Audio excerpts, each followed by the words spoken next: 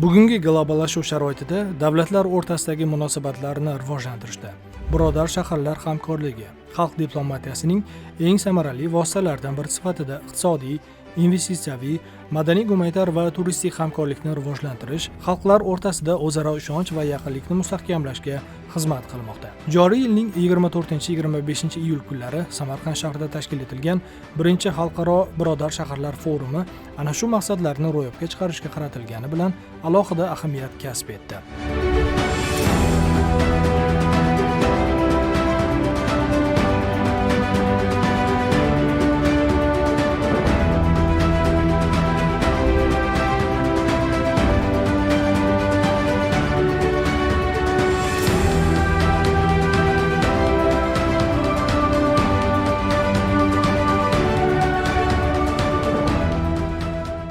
13 ta xorijiy davlatdan jami 40 nafarga yaqin ishtirokchilarning qatnashgani forumning xalqaro nufuzini oshirish bilan birga O'zbekistonning xalqaro hamkorlikni rivojlantirish borasidagi tashabbuslariga bo'lgan qiziqishni yana bir bor namoyon etdi hamda xorijiy mamlakatlar shaharlarini bir davra atrofida birlashtirdi.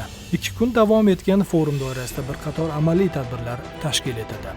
Jumladan mahalliy va xorijiy mutaxassislar, olimlar hamda ekspertlar ishtirokida shaharlararo hamkorlikning zamonaviy tendensiyalari, xalq diplomatiyasining yangi mexanizmlari va barqaror rivojlanish masalalariga bag'ishlangan birodar shaharlar barqaror rivojlanish va xalq diplomatiyasining yangi modeli mavzusida xalqaro ilmiy amaliy konferensiya o'tkazildi. Yalpi majlis va 3 ta tematik sessiyadan iborat bo'lgan konferensiyada 14 ta xorijiy va 17 ta mahalliy ekspertlar o'z ma'ruzalari bilan ishtirok etdi.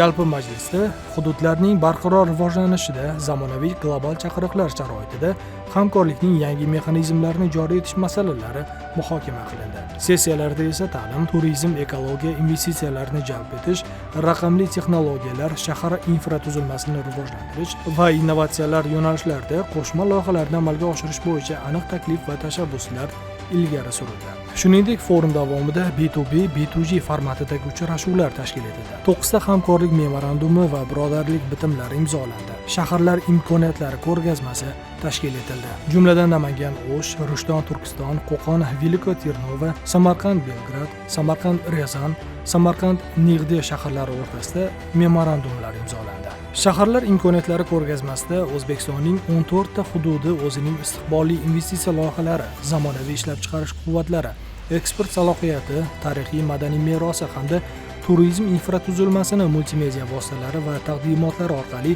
xorijiy delegatsiyalarga tanishtirdi. Ko'rgazma xorijiy investorlar, biznes vakillari va mahalliy hokimliklar o'rtasida to'g'ridan-to'g'ri muloqotni yo'lga qo'yish, yangi investitsiya loyihalarini ilgari surish hamda hududlarning xalqaro maydondagi jozibadorligini oshirish uchun muhim imkoniyat yaratdi. Mazkur nufuzli forum O'zbekiston Respublikasining ochiq va pragmatik tashqi siyosati, xalq diplomatiyasini rivojlantirish, hududlararo hamkorlikni kengaytirish hamda mahalliy boshqaruv organlari o'rtasidagi xalqaro aloqalarni mustahkamlashga qaratilgan muhim xalqaro platformaga aylandi. Shuningdek, forum yakunlari bo'yicha bir qator istiqbolli tashabbuslar yuzasidan kelishuvlarga erishildi. Jumladan Turkiyaning Nig'de shahrida Samarqand kunlarini tashkil etish, Ozarbayjonda O'zbekiston va Ozarbayjon shaharlarining birinchi forumini o'tkazish, Qirg'izistonning O'sh shahrida O'zbek-Qirg'iz biznes forumini tashkil qilish, Seattle Toshkent 50 yillik o'chmas birodarlik tarixi kitobini o'zbek tiliga tarjima qilish, Serbiyada Samarqand ko'chasini barpo etish. Forum davomida erishilgan kelishuvlar va ilgari surilgan tashabbuslar nafaqat shaharlar o'rtasidagi sheriklikni yangi bosqichga olib chiqadi, balki xalqlar o'rtasidagi do'stlik va o'zaro ishonchni mustahkamlash, mintaqaviy hamkorlikni rivojlantirish hamda barqaror taraqqiyot maqsadlariga erishishga munosib hissa qo'shadi. Umuman, mazkur forum shaharlar diplomatiyasini institutsional jihatdan rivojlantirish, hududlararo iqtisodiy hamkorlikni kengaytirish, investitsiyalarni jalb qilish, madaniy-gumanitar aloqalarni mustahkamlash hamda O'zbekistonning xalqaro maydondagi ijobiy imijini yanada yuksaltirishga xizmat qiluvchi muhim xalqaro muloqot platformasi sifatida ijobiy samara berdi.